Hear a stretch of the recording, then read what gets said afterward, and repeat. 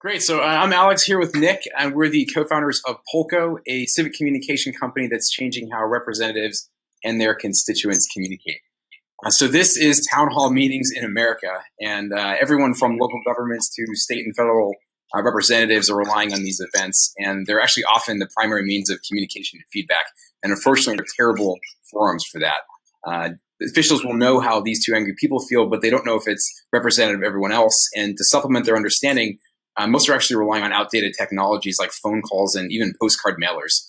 Every once in a while, we see some that are using email or social media or expensive polls, but those rarely work. And the result is that decision makers don't get good information or feedback. The squeaky wheels get their way, and the quality of decision suffers.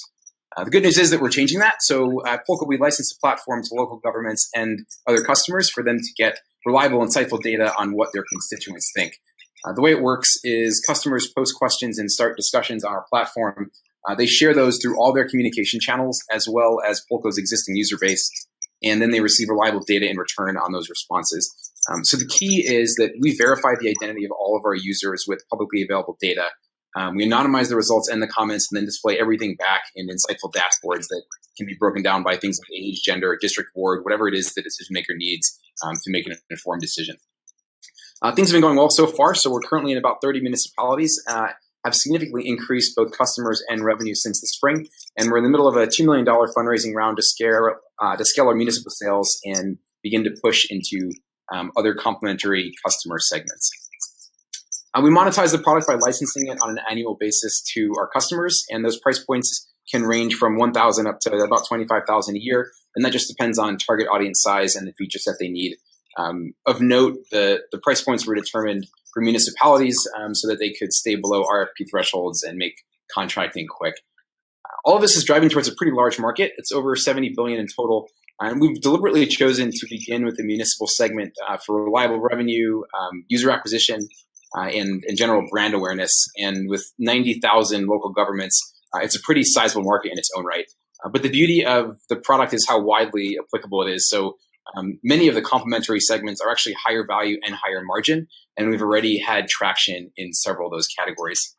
So I want to touch quickly on how that application in complementary segments actually answers a question that we often get, which is how do you scale this? How do you scale in the public sector and the government space? So we've established strong product market fit and continue to grow our municipal customers at a good pace. And now we're adding in some accelerants. And so specifically one of those is growing our user base. So currently our sales and onboarding flow involves helping our customers get their own users for us. And believe it or not, they're actually glad to do that. We recognize the power of kind of growing the user base ahead of new leads. So the most attractive opportunity to do that is actually state and federal representatives. So they deliver reach, users, and recognition.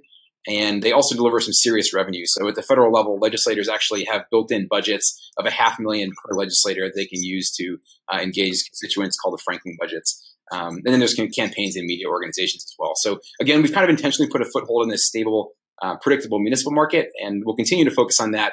But the key to growth and scale is right here with what you see in these complementary markets as well.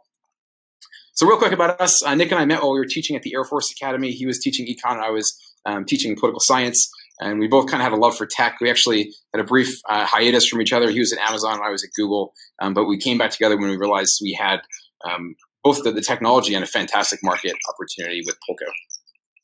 And I will stop there. Happy to answer any questions. All right. Thank you so much. That was great. First, Christine, let's go to you. Okay. So a couple of questions. One is what's happening with sort of the user relationships, and folks sort of responsible, verifying that they're in someone's district. Do you own those relationships? If they move to a different district, you continue to own that relationship, and you share that relationship for among different politicians that might be relevant for that particular voter. And then want to understand to what extent you've got sort of cycles that are related to campaign cycles. So are you going to have a year of good revenue and then a year of terrible revenue just because it was a campaign year versus not a campaign year and so forth? So that does happen often. Okay, so if you could speak to those, that'd be great.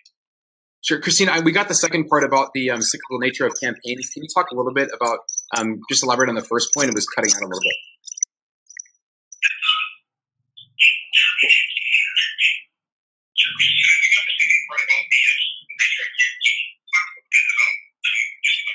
It sounds like we maybe gained some feedback. So, sorry, Christine. Go ahead. It's okay. Is that better? Yeah, it's better. Okay. Yeah, and I've got a time lag on when I'm hearing you guys, so there's probably like a 10-second delay as well. So the first question was about the relationship with the folks that are being polled. So if I come in and I respond to a poll, do you own the relationship with me? Is there a particular, municipality that owns the relationship? Is it a particular candidate or office holder that owns that relationship? Can they transcend, across these different folks that might care about what I have to say? How does that work separate from the sort of Super Bowl, issues? Yep, got it. Awesome. Yeah, so everyone who responds to content that's posted on Polco becomes a Polco user. And once they're there, they're given a feed of content just like you'd see on Twitter or Facebook. Instead of kittens and food, it's questions being asked to them by their local government. And so in the sense that we have a relationship, it's kind of an ongoing notification-based relationship. We tell them when new content's been posted for them and continue to engage them that way. I'll let Nick take the second question about the campaign cyclicality. Yeah, thanks for the question, Christine. On the campaigns, our underlying core generator of revenue is absolutely licensing to the municipalities, 90,000 local governments across the country. But in the campaign years, there's a lot of people running and there's some real revenue decisions can be made pretty nimble. So we like to layer that just on top, but always maintain that core. So that's the way we think about it. Yeah, that piece is cyclical, but it's also large and fast, the top layer. Okay, great. Thank you. Larson, question for you. Sure. I wanted to learn a little bit more about how long you guys have been around and how long it took you guys to get those 30 municipalities on board is my first question. Yeah, absolutely. Company was founded May 2015. So the first thing, we had 3 municipalities out of the gate. When you launch with a city, you don't want to fall on your face. So we want to make sure the platform was pretty mature. So we actually worked with the first 3, I think, up to, we had a few come knocking on the door. So up to the first 10, it was really like testing features. Then we felt comfortable right around January 2017. And over this year, then we've started to put the pedal to the metal, refine our sales process, refine our sales assets. And just so recently, aggressively start the outreach. So most of those have been 2017. Awesome. That's great. Congrats on that, guys.